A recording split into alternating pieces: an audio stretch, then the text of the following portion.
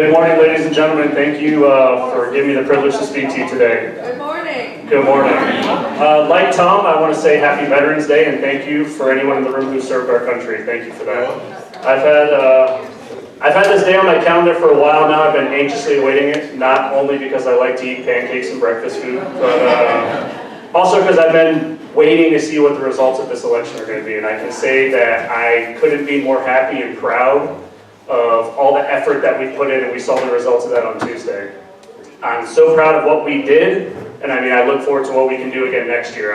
We've got good things coming. For anybody who hasn't had the opportunity to meet me personally yet, my name is Edwin Santana. I'm a former Marine. I'm married to an active duty Marine who's here today, Heather, my wife in the back.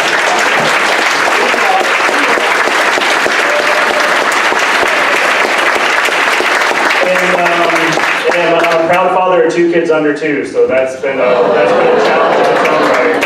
And since I've been campaigning in January, we've had a campaign baby. My daughter was born in May, so it's been a fun time. But today I want to tell you a little bit about why I'm running and what I hope to accomplish as your representative in Congress.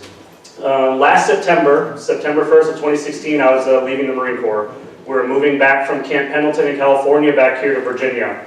And I was transitioning into the civilian world. I had a job, and like a lot of people, I was like, no way Donald Trump is going to win. Not going to happen. Hillary's going to be the next president, and you know what? Life will keep going as it's been going. And then we all know what happened on election night a year ago. And I knew then and there that that's when I was going to run for Congress. As a Marine, we don't sit around and we don't wait for other people to do things. And service has been a big part of my life. I did Big Brother, Big Sister in college. I did it as an active duty Marine. I was a chaplain's assistant for young Marine recruits in Camp Pendleton. And I've always enjoyed trying to work and serve other people. And I realized that running for Congress is the next best way that I could serve my country. And never would have thought that I was doing it prior to that election, but Donald Trump, like a lot of people in this room, he kind of put a boot in my butt and got me back to work. And I've been campaigning since January. And when I decided to run, I had 3 things that were really important to me: healthcare, education, and ensuring economic opportunity for all Americans. Healthcare, I've been fortunate my entire adult life. I've had access to good healthcare through the Marine Corps, and now that I'm out, I'm married to a Marine, I still have access to that care. And it's been great. When my 2 children were born at a naval hospital and an Army hospital at Camp Pendleton and right here in Fort Belvoir.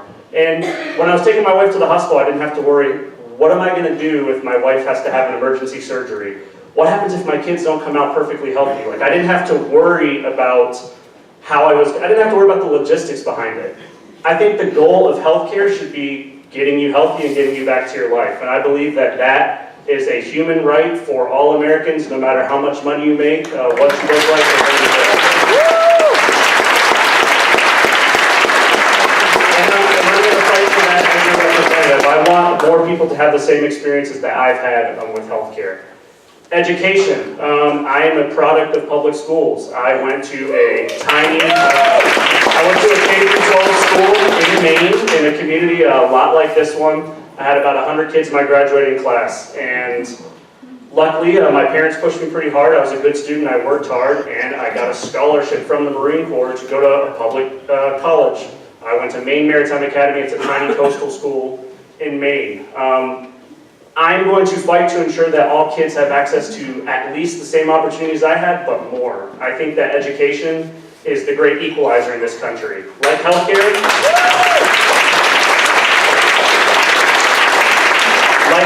it shouldn't matter where you're from, what you look like, or how much money your parents make. These kids are all entitled to a great education because I was able to get to where I am today because of the great education that I had and the development I got through the Marine Corps. And I'm going to fight for that. Where I'm from, there wasn't another school for 40 miles. So charter schools wouldn't have worked, private schools weren't going to work there, and I don't think that our kids' education should be a for-profit enterprise anyway. So I'm going to stand against that.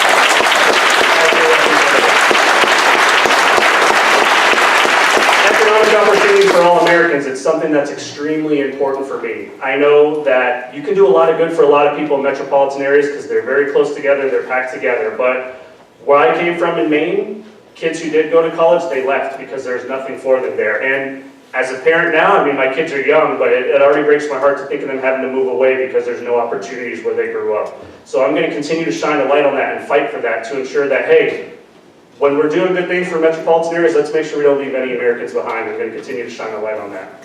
Now, since I've been running, those are the three things that were like important to me in the start. And I've been campaigning since January.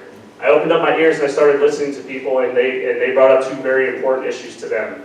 The first committee I went to, before we talked about Donald Trump or anything else, we talked about broadband internet access. And I realized that that is something extremely important. And parts of the district, in 2017, it amazes me that we still struggle with that. That's something that we need to fix. It's going to unlock economic and educational opportunities for so many people. And I also heard protecting the local environment.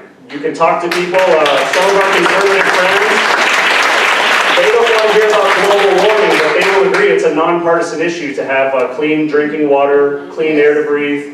I will stand against fracking in the Taylorsville Basin. I will stand against polluting in the Chesapeake and short-term economic gain or political gain at the expense of the environment. And finally, it's been in the news a lot these last 3 weeks, but it's something I'm proud to announce now, and it's something that I'm going to be fighting for moving forward. Whether elected or not, it's something I'm going to stand for life. But combating sexual assault and sexual violence. It's something that's so important, and I ask you guys to come to our Facebook page. We're going to be announcing a lot of stuff on Monday. I've got a policy initiative I want to roll out. We'll have the details then, but there's a statistic, 49% of women will be a victim of some form of sexual violence in their lifetime. So if you look to your left and to your right, statistically one of those women will be a victim, and that disgusts me, and it's something I'm going to fight to stop. Thank you very much for listening to me today.